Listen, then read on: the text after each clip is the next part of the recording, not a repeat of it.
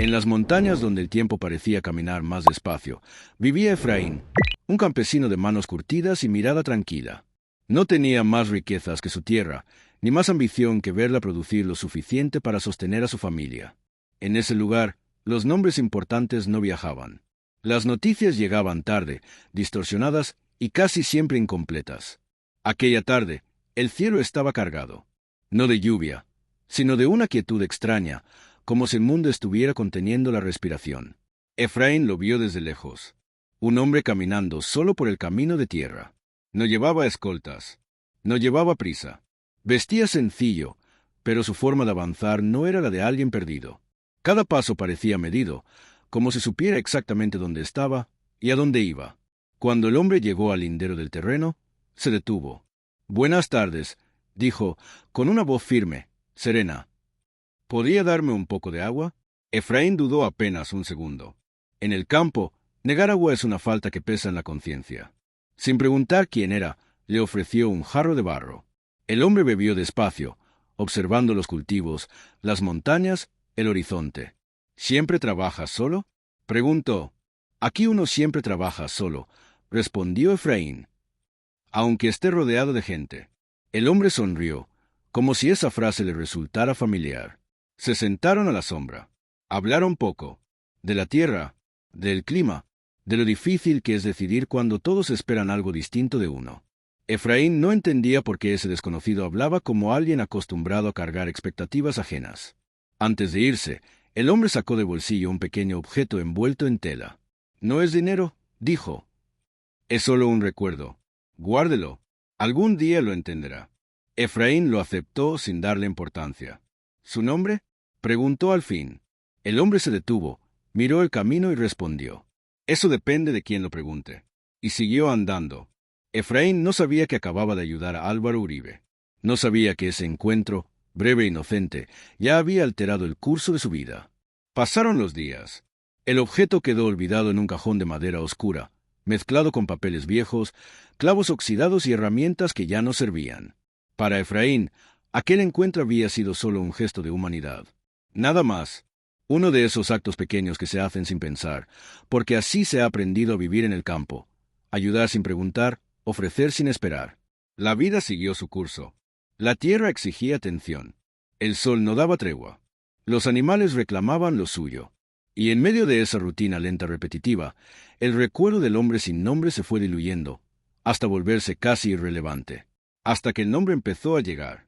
Primero fue una voz lejana en la radio del vecino, una tarde cualquiera, mientras arreglaban una cerca. El sonido era débil, interferido, pero el tono del locutor era firme, cargado de gravedad. Efraín apenas escuchó.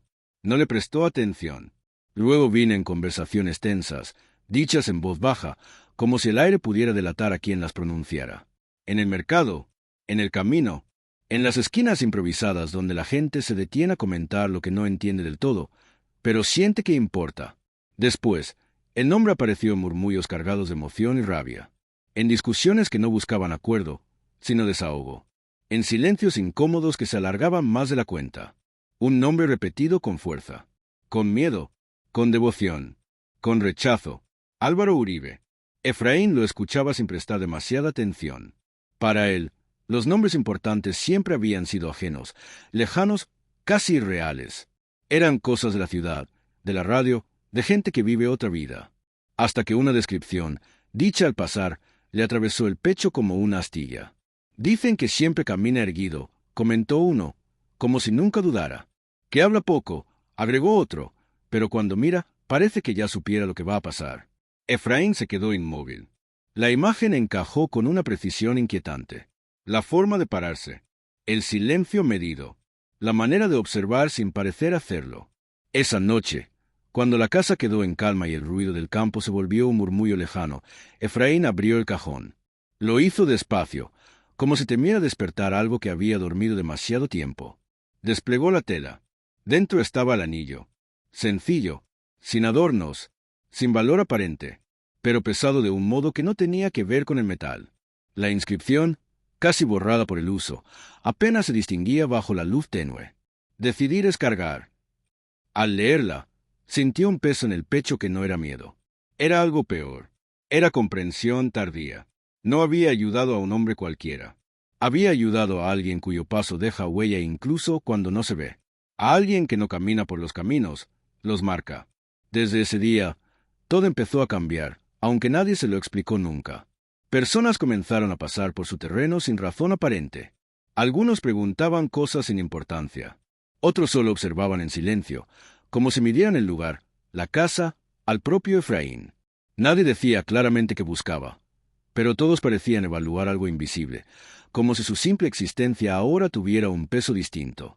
Efraín empezó a entender una verdad inquietante, una que nadie le había enseñado.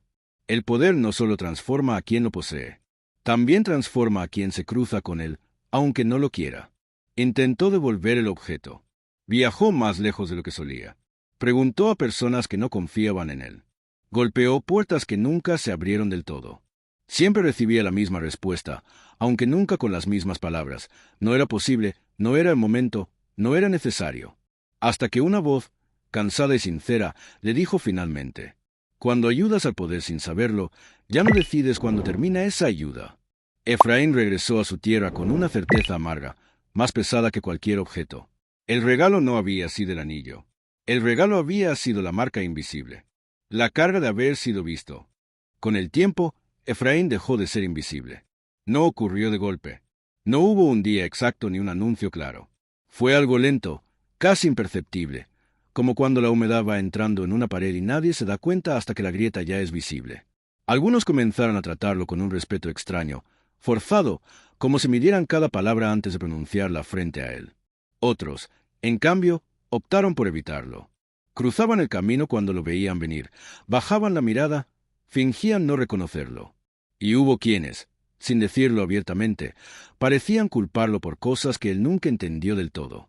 Decisiones ajenas, consecuencias lejanas, historias que no había vivido, pero que de algún modo parecían rozarlo. Efraín nunca volvió a ver a aquel hombre. No volvió a escuchar su voz ni a sentir su presencia física.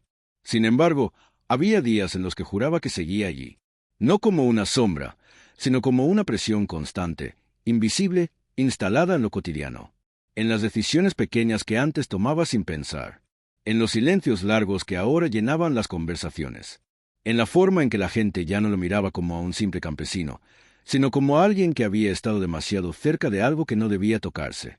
La tierra seguía siendo la misma, pero ya no pesaba igual bajo sus pies. Había noches en las que Efraín despertaba sobresaltado, sin recordar ningún sueño, solo con la sensación de haber sido observado. No con ojos hostiles, sino con una atención fría, distante, como la de quien evalúa consecuencias incluso cuando no está presente. Una noche en particular, sentado frente al fogón, mientras el fuego consumía lentamente la leña, Efraín comprendió por fin lo que había recibido aquel día. Lo entendió sin rabia, sin dramatismo. Cómo se entienden las verdades que llegan tarde, cuando ya no se puede hacer nada para cambiarlas. No había recibido poder. Nunca tuvo influencia real sobre nada importante. No había recibido dinero. Su vida siguió siendo sencilla, dura, limitada. No había recibido protección. Nadie acudió a salvarlo cuando se sintió solo. Lo que había recibido era algo más sutil, algo más duradero. Había recibido consecuencia. La consecuencia de un acto hecho sin malicia. La consecuencia de una ayuda ofrecida sin preguntas.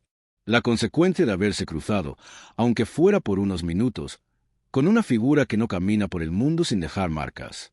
Efraín entendió entonces que hay encuentros que no parecen importantes en el momento.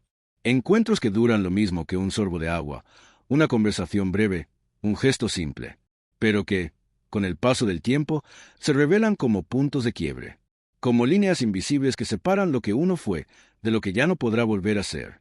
Desde ese día, dejó de intentar explicarse, dejó de buscar culpables, dejó de preguntar por qué. Aceptó que hay decisiones que no elegimos, pero que igual cargamos. Y así, sin proponérselo, nació la leyenda. No en libros, no en discursos, sino en murmullos. La historia de que un campesino ayudó a Álvaro Uribe sin saber quién era, que no pidió nada, que no recibió nada visible, y que, aún así, pagó un precio, porque lo que recibió a cambio no fue un favor, no fue una recompensa, no fue un castigo inmediato, fue algo más silencioso, una vida marcada para siempre.